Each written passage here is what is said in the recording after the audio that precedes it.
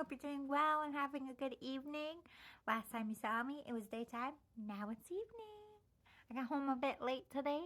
I had to stay late because we had drummers at work. And it wasn't about me this time. Hallelujah. It was the other girl at work. Same girl I got into an altercation with. Well, not altercation. We didn't fight, but we got into an argument at work, like a very heated one.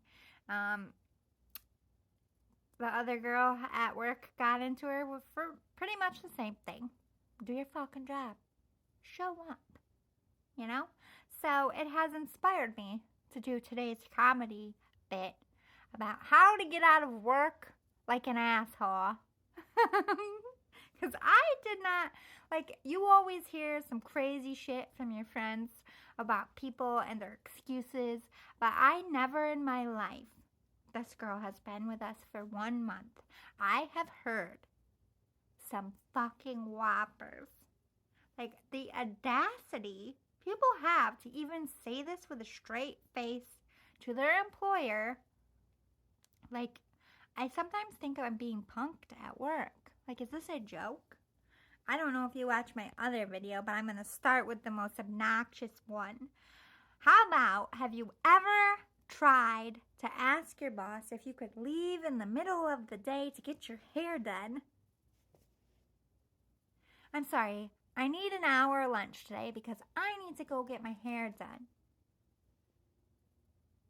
You think that would fly with your boss? No, because that a fucking moron, even a moron knows that's not a reasonable excuse to be leaving your job in the middle of the day. Doctor's appointment? Yes. Oh shit, the school called, my kid's in trouble. Yes. Gotta pick your car up at the shop. Even that is a bit of a stretch, but okay. Gotta go get your car so that you can come to work. You know what I mean? But it's like your hair appointment. You consider that a reason to leave your fucking job? I don't think she told my boss an hour. I think she said, I'm going to go on lunch and get my hair done. So if I'm a few minutes late, fucking 10 minutes shy of an hour. Our lunch is a half hour. So you didn't take a full hour. A few minutes is fucking 20 extra minutes on your lunch for just to shave the back of your head. Is this adding up to you? Jesus. Here's today's. I need to leave by 1 o'clock because my boyfriend is sick and I need to drive him to the doctor's. Even though he's a grown-ass man and he has his own car and makes more money than me and has his own house and he's actually established and I had a whole life before I met him a couple months ago. Okay? So I'm going to leave at 1 o'clock and I'm not going to come back for the rest of the day because he needs me. And I don't feel good either. Can you imagine the rest of our faces in the room as she's saying this to my boss, my assistant manager, who's also having to keep a straight face? Like, really, bitch? First of all, it's not your doctor's appointment. You're sick every day with something. You just can't cope with a whole shift. You can't get through 8 hours in your day, which is a normal work day for grown-ass adults. You can't get through it. And you think we're the problem. Hold the motherfucking sign up, sister.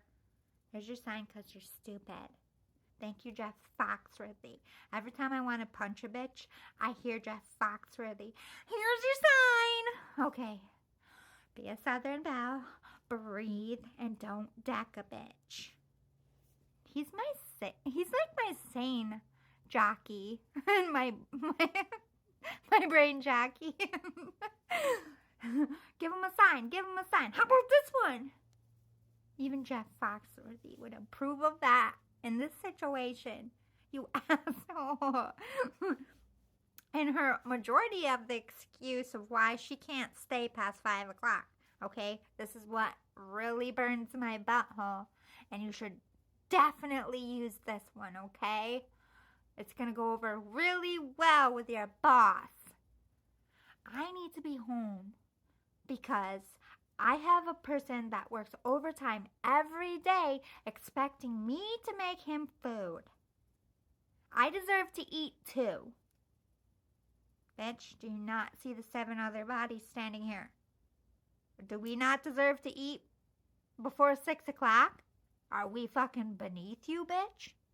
Do these people also not have spouses and families at home that probably depend on them to eat? Do they still stay? Yes, the fuck they do. So tell that grown-ass man with no kids who only met you a few months ago that he can fucking microwave something until you get the fuck home, or eat some chips, or do what all the other husbands do and stop at McDonald's. Jesus fucking Christ. I don't know who to punch first, your boyfriend or you. Chauvinistic prick, but like, I think in my intuition, I think this poor soul has no idea how much she uses him as an excuse and how much she goes on about him having $40,000 in his bank account when he's got to pay for her pizza. Bitch, he paid your car payment before you even had a job. Of course, when you get your first paycheck, you buy the fucking pizza, and don't be snooty about it. Why are you telling everybody on this planet he's got $40,000 in his bank account? How do you know nobody's a fucking psycho? This is the hood, bitch. People will kill for that small chump change. You don't tell your man's business like that. I think that's grimy as fuck. There ain't no way on this planet I'd be shouting out how much G's are in my man's bank account. I would never use my man as an excuse to get out of work. And if my boyfriend or husband or whatever at the time was in serious trouble, I'm not the kind of person that takes advantage of my job. So I'm like, hey, so-and-so went to the hospital. Can I leave? My boss will be like, yeah, go. I hope everything's okay. Because that's how people who work hard and do things right, you get those perks because people know that you're not fucking bullshitting when you have an excuse every fucking day why you can't stay your entire shift. Then, bitch, we all know the truth. There's one of 3 things. You're an addict. Sadly, also a truth of the hood. Number 2, you just don't want to work. The person you're living with is making you work. You don't want to lose your free ride. Or number 3, you have to. The government's on your ass because you got 3 kids you're supposed to be feeding. Ain't ya? I can't with people. Don't, like, how many times I had to tell people, you can't fucking lie to me. You can't fucking lie to me. I know when you are bullshitting. And be a semi-decent liar, people, when you're trying to get out of work. You know, maybe it's my generation where we actually had to call people when we were sick and like, I'm sick, I can't come in today. Oh my God, I'll see you tomorrow. Maybe if I feel better. Bye. Like, we had to actually have acting skills in our fucking day. These people don't even try. Your parents failed you. You can't even come up with a good excuse. You're going to get in trouble every step of the way. There's 3 things you learn in New York to do well in the hood. 1, out-talk yourself out of trouble. We are slick talkers for a reason. Mostly because the police harass us when we're just trying to walk home. Number 2, we know how to dodge serious shit. Like, I can tell when a car is creeping, you better get the fuck out the way. I can just tell by how they're driving that car does not have good intent. So, most hood people are out of the fucking way before shit gets popping. If they're lucky. If a fellow hood person is coming at them, they know how to be sneaky. That guerrilla warfare, man. And number 3, we know how to spot a fucking bullshitter. Because everybody comes to the poor and tries to sell them some bullshit. Because I think all we do is have time to be poor. We'll sit there, we'll listen to your bullshit, and pick your pockets. Hood bitches are smart. Toodles!